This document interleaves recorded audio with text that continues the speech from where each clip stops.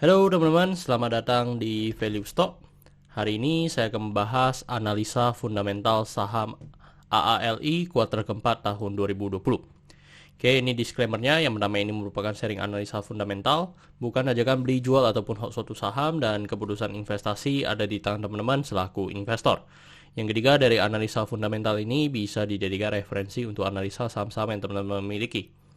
Oke, pertama-tama kita masuk ke bisnis model dari saham AALI ini. Untuk kegiatan usahanya bergerak di bidang usaha pertanian, perkebunan, sama agroindustri.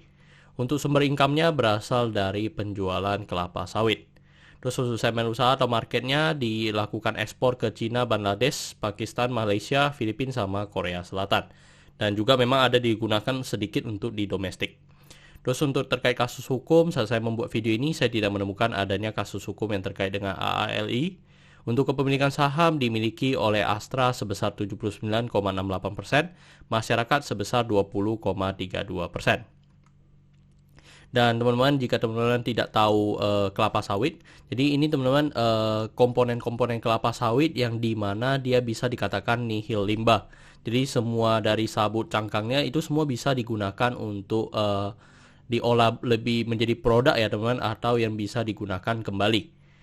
Terus untuk dari segi pendapatannya teman-teman bisa lihat dari 2014 sampai 2020 ini cukup konsisten ya mengalami kenaikan, dan 2019 dengan 2020 mengalami kenaikan sebesar 7,4%. Terus dari segi net profitnya cukup mengalami penurunan, dan ini memang sangat beragam ya teman-teman, karena ini adalah segmen komoditas. Jadi untuk kelapa sawit ini merupakan komoditas. Dan untuk 2019 dengan 2020 mengalami kenaikan sebesar 294,6%. Terus dari segi asetnya cukup konsisten mengalami kenaikan, dan kenaikannya sebesar 3%. Untuk dari segi hutangnya cukup konsisten mengalami kenaikan juga, dan kenaikannya sebesar 6,3%. Terus dari segi modalnya juga cukup konsisten mengalami kenaikan, dan kenaikannya sebesar 1,6%. Oke teman-teman, ini adalah summary laporan keuangannya dari tahun 2014 sampai 2020. Dan di sini saya akan membahas tentang rasio keuangannya. Yang pertama adalah NPM atau Net Profit Margin. Untuk 2020 ini hanya sebesar 4,43%. Sedangkan sebelumnya memang pernah mencapai 15%, pernah turun lagi menjadi 4%. Jadi ini memang cukup beragam ya teman-teman, dan tidak bisa kita jadikan patokan karena memang ini benar-benar tergantung harga komoditas.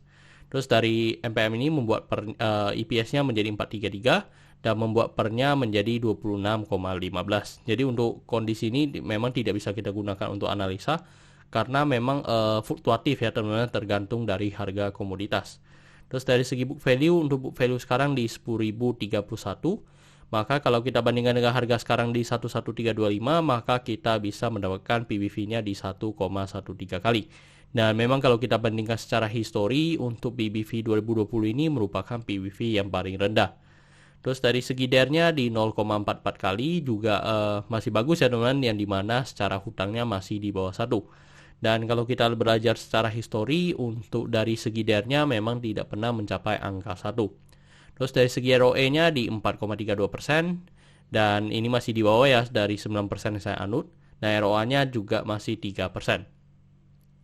Oke teman-teman, saya membuat video ini untuk harga sahamnya di 11.325, dan dari analisa fundamental saya bisa mendapatkan nilai intrinsic value dari AALI ini sekitar 12.000.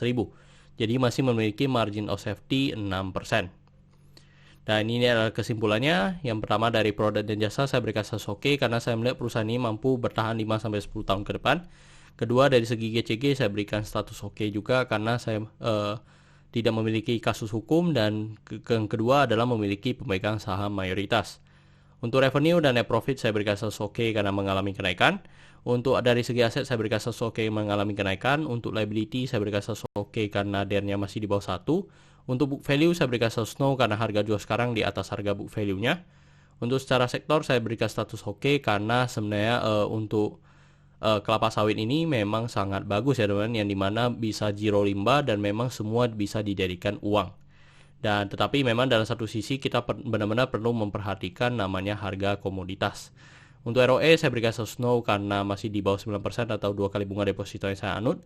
Untuk margin of safety saya berikan status oke karena masih positif. Untuk dividen saya berikan status oke karena selama 5 tahun terakhir untuk AAL ini masih sangat loyal membagikan dividen kepada investornya. Oke teman-teman, jadi kesimpulannya adalah 9/11. Dan pertanyaannya adalah apakah saya akan membeli saham AAL ini? Tidak ya teman-teman, walaupun secara fundamental masih sangat bagus, tetapi secara valuasi sudah sangat mendekati harga fair value-nya. Jadi itu membuat saya tidak tertarik lagi untuk berinvest di saham AALI ini. Oke teman-teman, saya rasa cukup sekian untuk video kali ini. Jangan lupa untuk like dan subscribe. Jangan lupa juga untuk follow saya di Instagram saya di royken13. Dan teman-teman, saya ada membuat grup Telegram, jadi teman-teman bisa join grup Telegram itu di Value Stock. Untuk linknya teman-teman bisa dapatkan di deskripsi di bawah. Dan jika teman-teman ada kode saham yang ingin saya buatkan analisa seperti ini, silahkan tinggalkan di kolom komentar untuk kode sahamnya. Oke teman-teman, see you in the next video. Bye-bye.